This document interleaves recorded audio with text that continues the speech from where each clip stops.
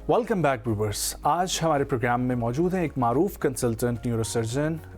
तो हम neuro surgery से रिलेटेड बात करेंगे और दिमाग के हवाले से रीढ़ की हड्डी और आसाबी निज़ाम से मुतालिक पेचीदा बीमारियों का जायज़ा लेंगे और जदीद इलाज के हवाले से भी गुफ्तगू करेंगे, क्योंकि ये बहुत ज़रूरी है कि हम न्यूरो सर्जरी के हवाले से जानें कि इनमें क्या क्या चीज़ें शामिल होती हैं, आपको कौन कौन से मसाइल होते हैं कि आप न्यूरो फिजिशियन या न्यूरो सर्जन के पास जाते हैं। सो आज हम इन्हीं से दिमागी सेहत के हवाले से, आसाबी अमराज, फॉलेज, ब्रेन ट्यूमर, सर की चोटों के हवाले से और जदीद न्यूरो सर्जरी और रोज़मर्रा की ज़िंदगी में आने वाले दिमागी सेहत को बेहतर रखने के लिए अहम तरीक़ों पर तफसीली गुफ्तगू करेंगे। हमारे साथ मौजूद हैं जी कंसल्टेंट न्यूरो सर्जन हैं, इसके अलावा शिफा कॉलेज ऑफ मेडिसिन में प्रोफेसर ऑफ न्यूरो सर्जरी, और हमारे साथ मौजूद हैं जनाब प्रोफेसर डॉक्टर मोहम्मद नदीम साहब। अस्सलाम वालेकुम। Thank you so much professor for coming. खैरियत से आप? ठीक ठाक, शुक्र, जज़ाकल्लाह खैर कि आपने एक इम्पॉर्टेंट टॉपिक पर बात करने के लिए मुझे बुलाया है। डॉक्टर साहब, इंतहाई आसान अल्फाज में हमारे व्यूवर्स के लिए प्लीज़ समझाइएगा न्यूरो सर्जरी में क्या क्या चीज़ें शामिल होती हैं? न्यूरो सर्जरी में बेसिकली ऑपरेशन रिलेटेड चीज़ें होती हैं, जिसमें ब्रेन और स्पाइन की प्रॉब्लम है। दिमाग और कमर से रिलेटेड जितने इश्यूज़ हैं वो हम उसमें ट्रीट करते हैं। लाइक रीढ़ की हड्डी स्पेसिफिकली या कमर से रिलेटेड और भी मुख्तलिफ इश्यूज? रीढ़ की हड्डी में बेसिकली जो मोस्ट इंपॉर्टेंट या कमर में जो मोस्ट इंपॉर्टेंट स्ट्रक्चर है वो स्पाइनल कॉर्ड ही है, तो उससे रिलेटेड जितने भी इश्यूज। ओके, स्टार्ट में हम ये ज़रा क्लैरिफाई कर लेते हैं ताकि फिर हम आगे इसको ब्रेक डाउन करेंगे। बहुत सारे लोगों को कन्फ्यूजन होती है समझने में about the neuro physicians and neuro surgeons कि कब न्यूरो फिजिशियंस के पास जाना है, कब सर्जरी की तरफ जो है वो ऑप्ट करना है। तो प्लीज़ समझाइए। देखिए, न्यूरो सर्जन बेसिकली ट्रीट करता है बाय ऑपरेशंस, जो जिस भी चीज़ को, लेकिन कुछ चीज़ें हैं जो स्पेसिफिकली न्यूरो सर्जरी के फील्ड में भी आती हैं। लेकिन मैं पहले एक जनरल बात कर लेता हूँ कि न्यूरो सर्जन बेसिकली दिमाग और ब्रेन के वो चीज़ें ट्रीट करता है जो ऑपरेशन के ज़रिए से ट्रीट होती हैं, जैसे कि ट्यूमर्स हैं, इन्फेक्शंस हैं, ब्रेन के अंदर एक्सेसिव पानी आ गया है।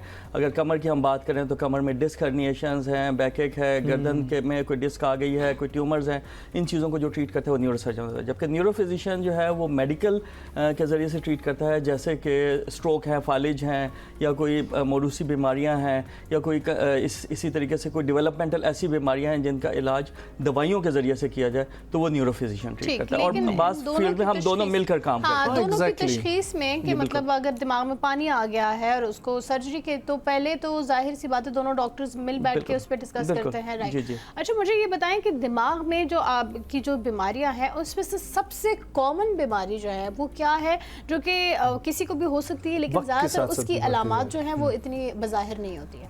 देखिए, जो सबसे इम्पॉर्टेंट मैसेज मैं देना चाहूँगा, वैसे तो इन्फेक्शंस हो सकती हैं, कोई ट्रॉमा हो सकता है, हेड इंजरी वगैरह आ सकती है उसके साथ पेशेंट्स, लेकिन जो इलेक्टिवली हमारे पास या ओपीडी में पेशेंट्स आते हैं उनमें सबसे कॉमन ब्रेन ट्यूमर्स हैं और उसके अलावा स्पाइनल ट्यूमर्स हैं। जो कमर से रिलेटेड हैं वो सबसे ज़्यादा लंबर डिस्क प्रोलैप्स या जो वो बहुत ज़्यादा कॉमन है। तो इन दो चीज़ों के साथ हमारे पास ज़्यादातर पेशेंट्स प्रेजेंट करते हैं। ब्रेन ट्यूमर, अच्छा, लेकिन मैंने वैसे देखा है ब्रेन ट्यूमर का इलाज जो है वो पहले ज़माने में हम ये समझते थे कि शायद अगर सर्जरी हो जाए तो दिमाग जो है वो थोड़ा हो जाता है, खिसक जाता है कह सकते हैं, या मतलब स्लो रह जाता है वो उस तरह से प्रॉपर्ली।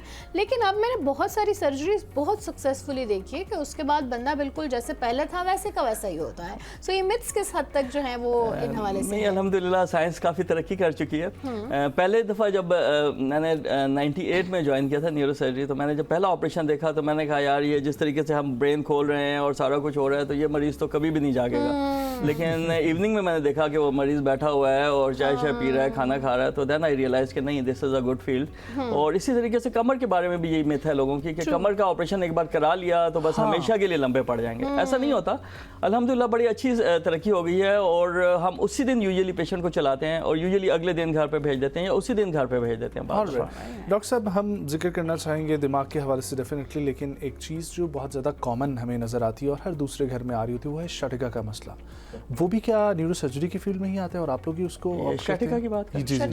जी, शटिका बेसिकली यही कमर में जो डिस्क से रिलेटेड जो प्रॉब्लम है उसी से जिस वक्त नर्व रूट के ऊपर प्रेशर आता है तो जो पेन लेग में जाना शुरू हो जाता है, दैट इज कॉल्ड शटिका।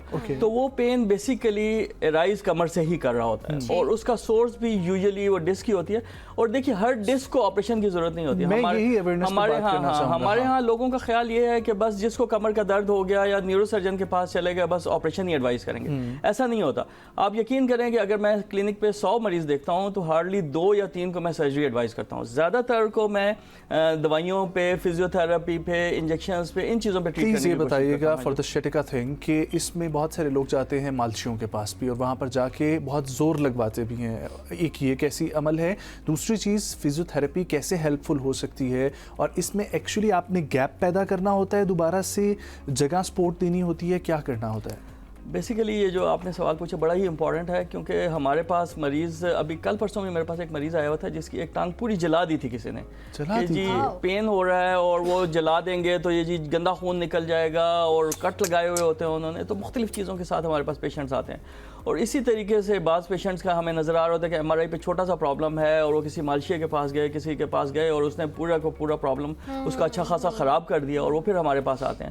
تو جب اتنی سائنس ترقی کر گئی ہے تو اس طرح کی چیزوں کے پیچھے جانا, اور یہ کانسیپٹ پتہ نہیں ہے کہاں سے نسل در نسل چلا آ رہا ہے کہ جی آپریشن کرایا تو ہمیشہ کے لیے معذور ہو جاؤ. وہ اپنی پوری کوالٹی آف لائف, پوری زندگی اپنی برباد کر لیتے ہیں, لیکن وہ کہتے ہیں آپریشن ہم نے نہیں کرانا, ہم لمبے پڑ جائیں گے, معذور ہو جائیں گے, واش روم تک آئیں گے جائیں گے, اس کی وجہ سے دل کی کیا وجہ ہے ڈاکٹر صاحب, یہ مت کیوں ہے, بیڈ ایگزامپل سیٹ ہوئی ہے؟ یہ دیکھیے اس میں ایک تو بیڈ ایگزامپل شاید کوئی بہت پاسٹ میں ہوتی ہوگی, اور دوسری ایک ریزن یہ ہو سکتی ہے کہ جو اوپر کا ایریا ہے وہاں پر اسپائنل کارڈ ہے, اور اس میں اگر پرابلم ہوگا, کوئی ٹیومرز ہیں یا انفیکشنز ہیں, جو نیچے کی کمر ہے نا اس میں اسپائنل کارڈ نہیں ہوتا, تو اس میں یوزلی اتنے پرابلمز نہیں ہوتے. تو وہاں پر اگر کوئی پیشنٹ ایسے ٹیومر کے ساتھ گیا کہ اس کی ٹانگوں کی طاقت چلی گئی ہے اور آپ آپریشن کر کے ایون ٹیومر ریموو بھی کر لیں, تو دیر آر چانسز واپس آ جائے, دیر آر چانسز کہ نہ واپس آئے. تو وہ جو بندہ ہے وہ ہر جگہ جا کے بتائے گا میں نے آپریشن کرایا تھا, اس سے پہلے کا نہیں بتائے گا کہ میں نے 5 سال ڈیلے کیا, اور میں جب اچھی طرح طاقت ختم ہو گئی, سب کچھ ختم ہو گیا, پھر میں گیا تھا ڈاکٹر صاحب کے پاس, پھر آپریشن کرایا تھا اور نہیں ٹھیک ہو سکا. And how does physiotherapy helps that? Physiotherapy میں بیسیکلی مسلس کو اسٹرینتھن کیا جاتا ہے, اور بیسیکلی اس میں بہت سارے اور بھی میکانزمز ہوتے ہیں, اسٹرینتھ پیدا کی جاتی ہے. جس طرح اگر ہم اپنے سامنے کے مسل اسٹرانگ کر لیں, بیک کے مسل اسٹرانگ کر لیں, تو ہمارے بیک کے بہت سارے پرابلمس حل ہو جائیں گے. یو مین کور ہماری جو ہے, جی کور مسلز اگر ہم اسٹرانگ کر لیں تو ہمارے بہت سارے بیک کے پرابلمس حل ہو جائیں گے. اسی طرح ایک اور ضمن بات آگے, وائٹامن ڈی کی ڈیفیشنسی. وائٹامن ڈی کی ڈیفیشنسی ہمارے لوگوں میں بہت زیادہ ہے, اور اس کی وجہ یہ ہے کہ ہم ایکسپوز ٹو سن لائٹ اس طرح نہیں ہے, ٹھیک ہے. تو اس کی وجہ سے میں تو یہ ریکمینڈ کرتا ہوں ہر پیشنٹ کو کہ یار مہینے میں 1 کیپسول تو 2 لاکھ یونٹس والا کوئی سا بھی لے لیا کریں جو وائٹامن ڈی کا ہے, تو ایٹ لیسٹ آپ کی کمی پوری ہوتی رہے گی. اپنے میں یہ میسیج دینا بھی چاہوں گا کہ کیا ریکمینڈ کرنا چاہ رہے ہیں, ہر مہینے میں ایک دفعہ جو 12-13 سال سے اوپر جتنے بھی بچے ہیں, جو چھوٹے ہیں ان میں مختلف ڈوزز دی جاتی ہیں, لیکن جو بڑے ہیں ان میں 2 لاکھ یونٹس والا کیپسول ایک دفعہ ضرور لے لیا. 2 لاکھ یونٹس والا کیپسول, جی جی ہاں, جس طرح یہ سنی ڈی ہے, ہاں سنی ڈی ہے, انڈراپ ڈی ہے, آسلیا, مختلف ناموں سے آتے ہیں, لیکن یہ چھوٹا سا کیپسول ہوتا ہے, it's very safe, it's very safe. Fatty food کے ساتھ لے لیں تو اور زیادہ اچھا ہے, جس دن شنواری کھائیں اس دن لیں. ضرور ضرور, یہ بھی ایک اچھی بات ہے. سر اگر ہم کمر کی بات کریں تو ایک اور پرابلم بہت زیادہ کامن دیکھنے میں آتی ہے, جو لوگ اکثر ہمیں کہتے ہیں ملتے ہیں کہ موروں میں گیپ آ گیا. سو گیپ آنے والی کیا کیفیت ہوتی ہے؟ ایک تو نبض کی دب ہوتی ہے, اور ایک یہ گیپ آنے والا سلسلہ, اور اس میں L1 L4 یا L5, ہاں یہ گیپ آنا از اے مس نامر, مطلب صحیح ٹرم نہیں ہے. گیپ تو نارملی اگر آپ دیکھیں نا تو اگر 2 مہرے ہوتے ہیں نا, ان کے درمیان آلریڈی گیپ ہوتا ہے, ان کے درمیان ایک نرم ہڈی ہوتی ہے جس کو ہم ڈسک بولتے ہیں. جس وقت ہم ایکسرسائز کرتے ہیں نا تو وہ گیپ کے طور پر ہی نظر آتا ہے, بلکہ یہ ہوتا ہے کہ جب ڈسک باہر پروٹروڈ آؤٹ کر جائے تو بعض دفعہ یہ گیپ کم ہو سکتا ہے, ٹھیک ہے. تو گیپ آنا از اے نارمل تھنگ, ٹھیک ہے. گیپ کم ہو جانا یا ڈسک کا باہر نکل, بس دیٹس ناٹ ڈائگنوسٹک. آج کل ایم آر آئی جو ہے نا اس کے لیے ڈائگنوسٹک انویسٹیگیشن ہے, تو یہ انویسٹیگیشن آف چوائس نہیں ہے. اچھا سر, میں برین کے حوالے سے پوچھنا چاہوں گی, دماغ میں پانی آنا جو ہے یہ آج کل ہم ویسے سن بھی رہے ہیں, لیکن تھوڑے سے لوگوں کو اس کے بارے میں اویئرنیس بھی نہیں ہے. اب جیسے کہ ایک پیشنٹ کو میں نے دیکھا تھا تو شی واز لائک کہ وہ نا جب اٹھتی ہیں تو غش کھا کے گر جاتی ہوتی تھی, لیکن جب تک وہ لیٹی رہتی تھی ٹھیک ہے تو وہ بالکل ٹھیک رہتی تھی. تو ویسے ڈاکٹرز نے بعد میں جو ڈائگنوز کیا وہ یہ کیا کہ شاید ان کے نا وہ کان کا وہ جو زیادہ ہو جاتی ہے تو اس کی وجہ سے ہو سکتا ہے, لیکن خیر وہ ابھی تک ڈائگنوز डायग्नोसिस वाले फेस में ही चल रही है, लेकिन उसको कुछ डॉक्टर्स ने कहा था दिमाग में पानी हो गया। अब दिमाग में पानी हो जाए तो उसके अलामात क्या होती है और उसको ट्रीट जो है वो सिर्फ सर्जरी के थ्रू ही किया जा सकता है? ये वाला पेशेंट जो आप बात कर रही हैं, ये मुझे नहीं लगता कि दिमाग में पानी की प्रेशर की वजह से, ये तो लो प्रेशर हेडेक है। दिमाग में देखिए नॉर्मली पानी होता है जिसकी वजह से दिमाग जो है वो उसके ऊपर तैर रहा होता है। अगर दिमाग को हम देखें तो दिमाग का वेट तकरीबन 1.5 kg है, लेकिन हमें फील नहीं होता उसका वेट। उसकी वजह यह है कि ये उसके ऊपर तैर रहा है, तो वो पानी डेली प्रोड्यूस होता है और डेली एब्जॉर्ब हो रहा होता है। ये प्रोसेस चल रहा होता है। अब इस प्रोसेस में कहीं पर भी ब्लॉकेज आ जाए तो उसकी वजह से वो प्रोड्यूस होता रहेगा और एब्जॉर्ब नहीं होगा, तो उसकी वजह से पानी में प्रेशर आना शुरू हो जाएगा। उसकी वजह से पेशेंट में सर दर्द हो सकता है, उल्टी हो सकती है, अनकॉन्शियसनेस हो सकती है, इवन डेथ भी हो सकती है उसके। ऑलराइट डॉक्टर साहब, व्हाट इज ब्रेन ट्यूमर और दूसरा ब्रेन स्ट्रोक, ये क्या दो एक ही चीज़ें हैं या मुख्तलिफ चीज़ें हैं? देखिए ब्रेन ट्यूमर तो बेसिकली एक एबनॉर्मल ग्रोथ ऑफ सेल्स है, रसोली जिसको हम कह सकते हैं, कि वो ऐसी ग्रोथ है, ऐसी सेल्स वो मल्टीप्लाई कर रहे हैं, ज़्यादा हो रहे हैं, जो कि अनस्टॉपेबल है, तो दैट इज़ कॉल्ड ट्यूमर। जबकि स्ट्रोक तो ये है या फालिज ये है कि किसी ब्रेन के एरिया की ब्लड सप्लाई ख़राब हो जाए, चाहे वो क्लॉट की वजह से हो रही है, चाहे ब्लीडिंग की वजह से हो रही है। स्ट्रोक एक सडन इवेंट है, जबकि जो ब्रेन ट्यूमर है it slowly grows and slowly affects है। हाँ जी। देन डॉक्टर साहब, हमारे पास ऐसे केसेस कैसे आते हैं कि फॉलिज के बाद लोगों की एक साइड पूरी पैरालाइज हो जाती है? क्या वो ब्लड क्लॉट मैक्सिमम सतह पे पहुंच जाता है तो वो मुस्तकिल तौर पर उधर ब्लड का फ्लो बंद हो जाता है, या क्या प्रॉब्लम? ब्रेन की जो ब्लड वेसल्स हैं ना वो एंड वेसल्स हैं। एंड वेसल्स का मतलब ये होता है कि अगर उसमें किसी भी जगह पर अगर क्लॉट आ जाए तो आगे वो जितना भी एरिया को सप्लाई कर रही होती है वो एरिया डैमेज हो जाता है, या वो डेड हो जाता है, या इन्फेक्टेड हो जाता है। तो उसकी वजह से जो सबसे कॉमन काज है फालिज की वो यही है। और उसके अलावा बाज़ दफ़ा कोई ब्लड वेसल बर्स्ट कर जाए, ब्लीड कर जाए, और उसकी वजह से ब्लड क्लॉट पूरे ब्रेन में या किसी खास एरिया में फैल जाए और उसकी वजह से जो वीकनेस हो जाए, तो that can be another reason. 20% patient मैं एक आम इंसान की तरह समझना चाहूँ तो ये दिल की तरह तो है नहीं कि आप स्टंट पास करके वहाँ से ब्लड फ्लो को बेहतर बना दें। सो दिमाग में उस तरीके से ब्लड फ्लो बेहतर नहीं बन सकता? ये हो सकता है अगर पेशेंट 6 to 8 आवर्स में आ जाए। बड़ा इंपॉर्टेंट आपने ये पॉइंट रेज कर लिया। देखिए अगर तो एक फालिज का पेशेंट है जिसमें कि ब्लड क्लॉट बना रख के अंदर और वो अभी इनिशियल फेज़ में है, और 6 आवर्स के अंदर अंदर अगर पेशेंट आ जाता है, उसका एक स्कोरिंग होती है जिसमें अगर वो स्कोरिंग अच्छी है तो उसमें हम ये कर सकते हैं कि स्टंट पास करके उस ब्लड क्लॉट को रिट्रीव कर सकते हैं, और ये फैसिलिटी अवेलेबल है अभी। और एक ड्रग वैसे भी दी जा सकती है जिसको हम TPA बोलते हैं, ये भी अब पाकिस्तान में बहुत सारी जगहों पर अवेलेबल है। अनफॉर्चुनेटली पहले तो अवेलेबल ही नहीं थी, तो लेकिन अब अवेलेबल है अल्हम्दुलिल्लाह बहुत सारी जगह। ब्रेन ट्यूमर कैंसर नहीं है।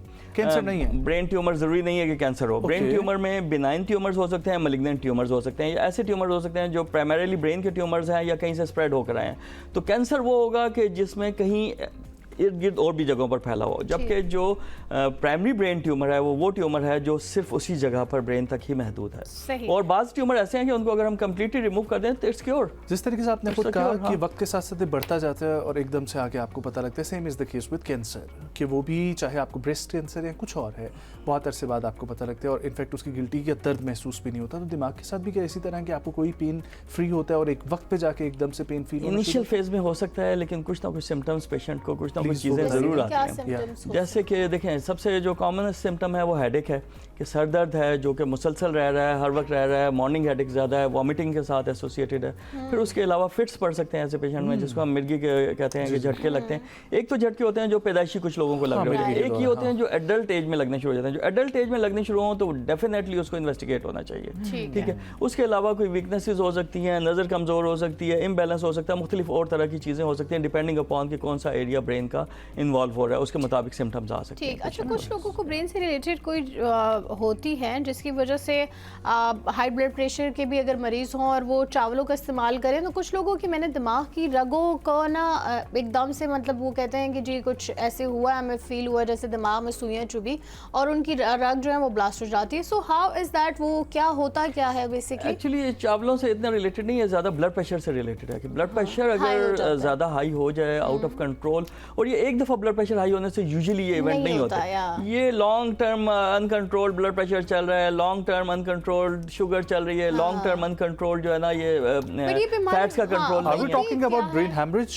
برین ہیمریج کی بات کر رہی ہیں یہ. ہاں. اچھا, لیکن وہ brain haemorrhage it's not of a sudden کہ ان کو پہلے سے دماغ کی بیماری ہوتی ہے اور اس کے بعد ایسا ہوتا ہے؟ نہیں, سڈن ہی ہوتا ہے. جو اسٹروک کا یا جو فالج کا ایونٹ ہوتا ہے وہ ایسے ہی ہوتا ہے کہ سڈن ایونٹ ہے, جبکہ برین ٹیومر کا ایونٹ جو ہے وہ سلولی اینڈ گریجولی ڈیولپ ہوتا ہے. ٹھیک ہے, it can be weeks, it can be days, it can be months. ٹھیک ہے, لیکن جو فالج ہے وہ یہ سمجھیں کہ ابھی ادھر مریض بیٹھا ہے اور ایک دم جو ہے نا بے ہوش ہو گیا, یا ایک سائڈ ویک ہو گئی, یا بولنے میں اس کو پرابلم ہونا شروع ہو گیا, یا بیلنس کرنے میں پرابلم, ایک دم سڈنلی اس کو وہ چیز ڈیولپ ہوتی ہے. اچھا, جیسے باقی سب بیماریوں کے بارے میں ہم کہتے ہیں نا پریکاشنری میجرز ہم نے لینے چاہیے, تو دماغ کو تندرست و توانا رکھنے کے لیے ہمیں پہلے سے کون سی چیزیں جو ہیں وہ کرنی چاہیے؟ اب جیسے کہ اگر ہم بیک پین کی بات کریں تو ہم ایکسرسائز کرنی چاہیے ہیں, فزیو تھراپی کرنی چاہیے تاکہ رائٹ پوسچر رہے اور اس سے محفوظ رہا جا سکے. تو دماغ کے لیے ریگولر واک اس میں بہت زیادہ امپورٹنٹ ہے. میں ہمیشہ اپنے پیشنٹس کو کہتا ہوں کہ ہمارے بہت سارے ڈاکٹرز ہیں وہ بھی کہہ دیتے ہیں کہ بیک کا پرابلم ہو گیا لیٹ جاؤ. لیٹنا از ویری ڈینجرس. ٹھیک ہے, اس میں چلنا جو ہے نا پیشنٹ کے لیے بیسٹ ہے اور بہت اچھی ایکسرسائز ہے. Swimming is a very good exercise, walking in water is a very good exercise. Brain کی اگر ہم بات کریں تو برین میں جو سب سے امپورٹنٹ ہے, برین جو ہے وہ بیسیکلی گلوکوز کنزیوم کرتا ہے اور یہ ایسا آرگن ہے جو ہر وقت لائیو رہتا ہے. تو اس نے گلوکوز کنزیوم کرنی ہے اور اس کے علاوہ اس کو ایک اچھی سلیپ چاہیے, اس کو ریسٹ اور ریلیکسیشن چاہیے, اور ساتھ ساتھ اس کو تو ورکنگ آورز ہمارے ڈیفائنڈ ہونے چاہیے, ہمارا جو سلیپ ہے وہ پیٹرن ڈیفائن ہونا چاہیے.